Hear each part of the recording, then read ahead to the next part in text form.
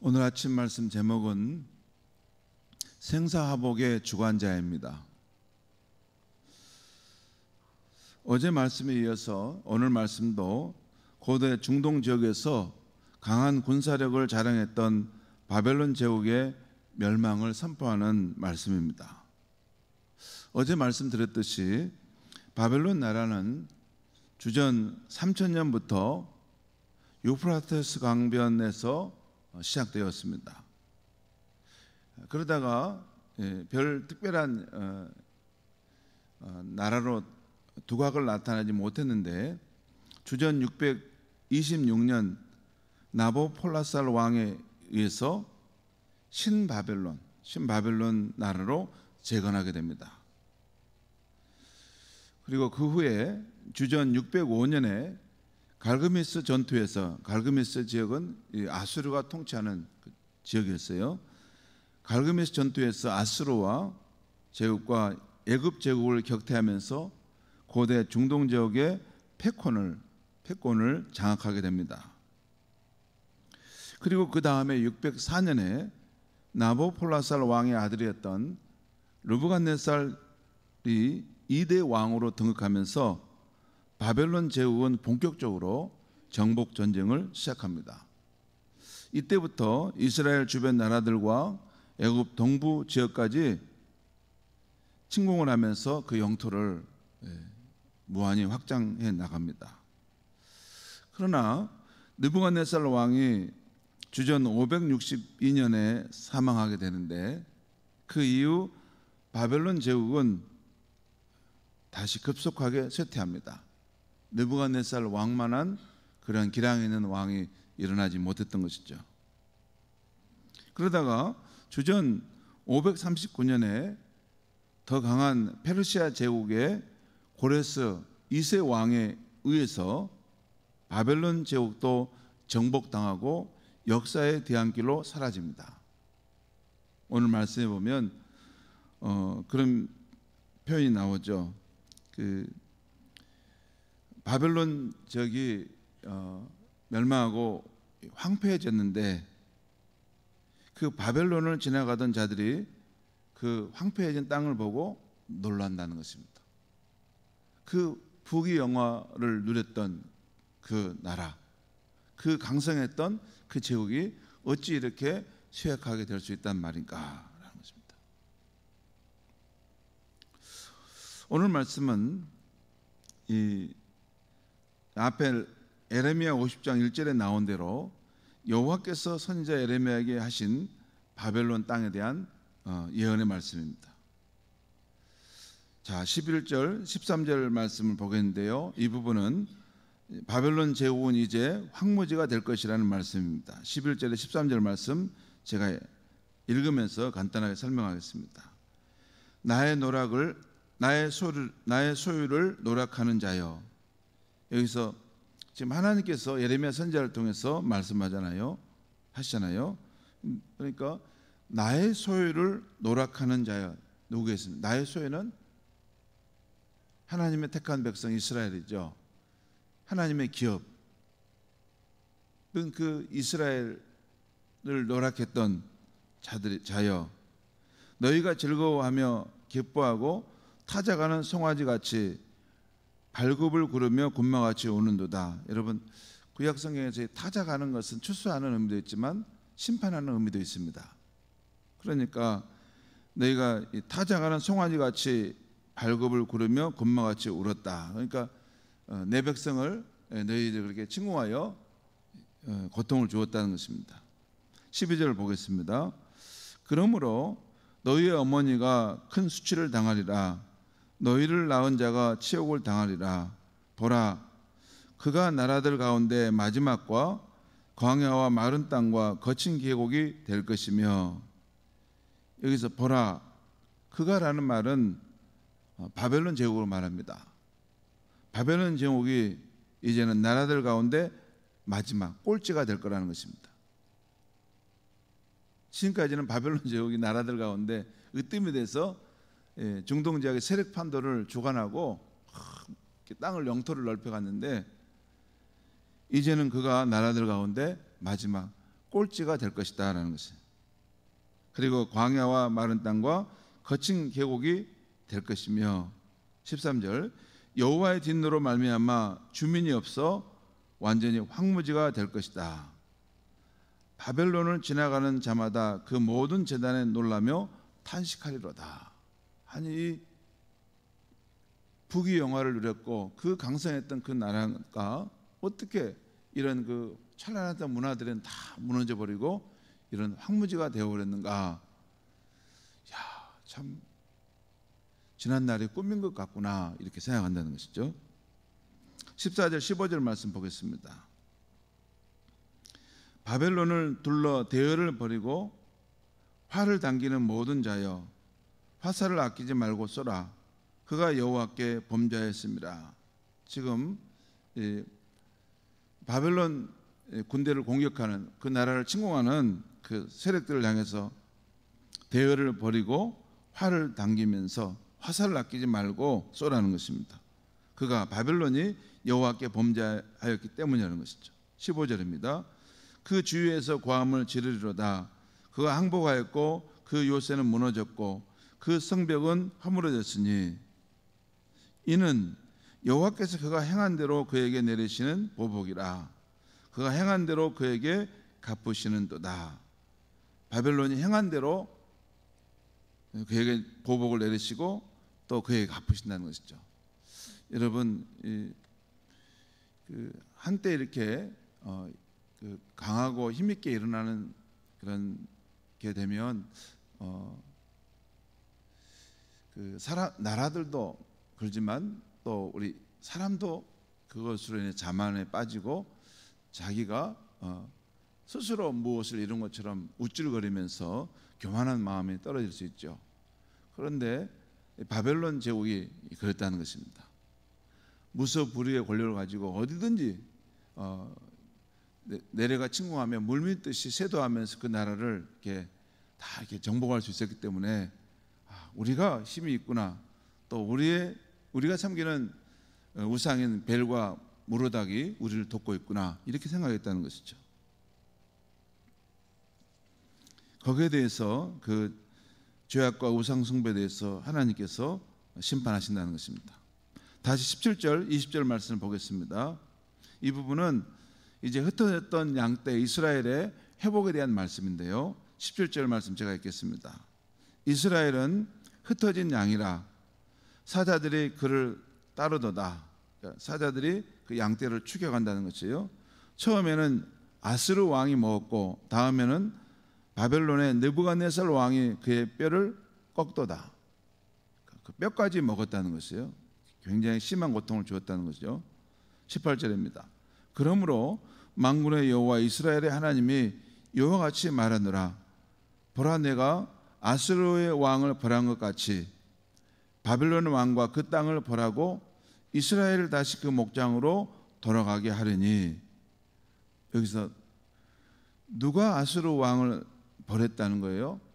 하나님께서. 내가 아는 하나님을 말하면 하나님께서 아스르 왕을 벌한 것처럼 내가 바벨론 왕과 그 땅도 벌하고 심판할 것이다. 그리고 내 백성 이스라엘을 다시 그 목장으로 돌아가게 할 것이다. 19절 중반절입니다. 그가 이제 다시 고향으로 돌아가는 이스라엘 백성을 말하죠. 그가 갈멜과 바산에서 양을 기를 것이며 그의 마음이 에브라임과 길르앗산에서 만족하리라. 20절 말씀입니다. 여호와의 말씀이니라. 그날 그때에는 이스라엘 백성들이 회복되는 그날 그때에는 이스라엘의 죄악을 찾을지라도 없겠고 유다의 죄를 찾을지라도 찾아내지 못하리니 이는 내가 남긴 자를 용서할 것임이라. 그 백성의 죄를 심판을 통해 깨끗이 씻어내고 정화시켜낸다는 것입니다. 성도 여러분, 지금까지 보았던 말씀을 보면 오늘 이 예레미야 50장과 그 앞에 나왔던 쭉 모압, 암몬, 또 에돔, 또 아람 나라까지, 또 아라비아 사막에 거했던 사람들까지 그런 말씀들을 보면 민족과 나라의 역사는 표면적으로 볼 때 인간 왕들이 일어나 나라들을 정복하기도 하고 패망하기도 하지만 그 모든 나라들의 흥망성쇠는 여호와 하나님께서 관여하시고 주장하는 것을 보여줍니다. 이스라엘과 주변 나라들의 죄악과 우상 숭배를 징계하기 위해서 아수르 제국과 바벨론 제국을 일으키셨던 하나님께서 이제는 아수르와 바벨론을 심판하신다는 것, 그리고 자기 백성 이스라엘을 다시 회복하신다는 것입니다. 아수르와 바벨론은 하나님의 손에 든 망치로서 하나님의 의의 심판을 이루기 위해서 쓰임 받았지만 또 그들 자신이 하나님을 어떻게 대했는가, 또 그들이 어떻게 공의로웠는지 악했는가에 대해서 따로 그들도 하나님께 심판을 받는다는 것입니다. 그러니까 공의 하나님께서 자신의 뜻과 계획을 가지고 민족과 나라들의 역사를 주관하시고 생사화복을 주관하신다는 것입니다. 생사화복이라는 것은 살고 죽는 것과 또 그 삶이 저주와 심판을 받는 것과 복을 받는 것을 주관하시는 분이라는 것이죠. 사무엘상 2장 6절과 8절에 이런 말씀이 있습니다. 들어보십시오. 여호와는 죽이기도 하시고 살리기도 하시며 수월에 내리게도 하시고 거기서 올리기도 하시는도다. 여호와는 가난하게도 하시고 부하게도 하시며 낮추기도 하시고 높이기도 하시는도다. 가난한 자를 진토에서 일으키시며 빈궁한 자를 거름에서 올리사 귀족들과 함께 앉게 하시며 영광의 자리를 차지하게 하시는도다. 한나의 기도에 나오는 내용이에요. 민족과 나라들뿐만 아니라 우리 인생에 대해서도 죽고 사는 문제를 결정하시고 또 가난하고 부하게 되는 것도 결정하시고 비천하고 종기게 되는 것도 결정하신다는 것입니다. 여러분, 우리가 인생을 좀 살아보고 나면 본 사람이면 다 이 말씀이 어느 정도 이해가 갑니다. 인간사의 그런 일들이 되어지는 거 보면 자기의 능력과 역량에 의해서만 결정되는 것이 아니고 어떤 보이지 않는 선에 의해서 인간의 흥망성쇠가 결정되는 것을 깨달아 볼 때가 있지 않습니까? 전도서 12장 13절 14절 말씀에 이런 말씀이 있습니다. 일의 결국을 다 들었으니 하나님을 경외하고 그의 명령들을 지킬지어다. 이것이 모든 사람의 본분이니라. 하나님은 모든 행위와 모든 은밀한 일을 선악간에 심판하시리라. 하나님을 경외하고 그의 명령을 지킬지어다. 이것이 사람의 본분이라는 것입니다. 하나님은 모든 행위와 모든 은밀한 일을 선악간에 심판하신다는 것입니다. 이 말씀은 중립적인 말씀입니다. 의롭게 산 사람은 이 말씀이 너무나 고마울 것이고 늘 자기 욕망과 죄를 위해서 달려간 사람은 이 말씀을 들을 때 뜨끔하겠죠. 성도 여러분, 우리가 섬기는 하나님은 모든 민족과 나라들뿐만 아니라 우리 각 사람의 흥망성쇠, 생사화복을 섭리 가운데 주장하시는 분이십니다. 우리가 범사에 하나님을 인정하고 그 말씀을 지킬 때 하나님께서 우리 인생을 책임져 주시고 복 주실 줄 믿습니다. 어젯밤 제가 뉴스를 보다가 이런 뉴스가 나오더라고요.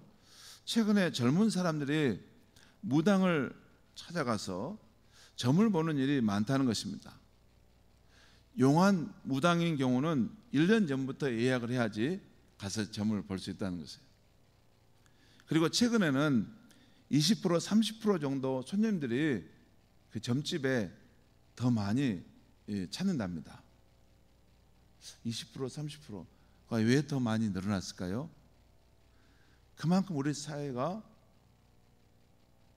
불확실하고 삶의 환경이 어렵다는 것이에요. 그러니까 이게 불안한 상황에서 마음에 위안과 확신을 얻고자 점집에 가서 좋은 말을 듣고 싶다는 거죠. 거기 한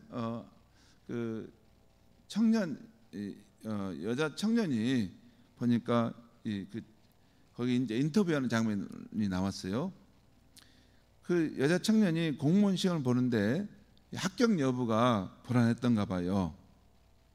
그래서 그 무당에 가서 점을 치는데 그 무당이 나이가 몇이냐라고 묻고 이렇게 점을 보더니 내년에는 운수가 좋으니 조금 더 노력하면 합격할 것이라고 말해주는 거예요.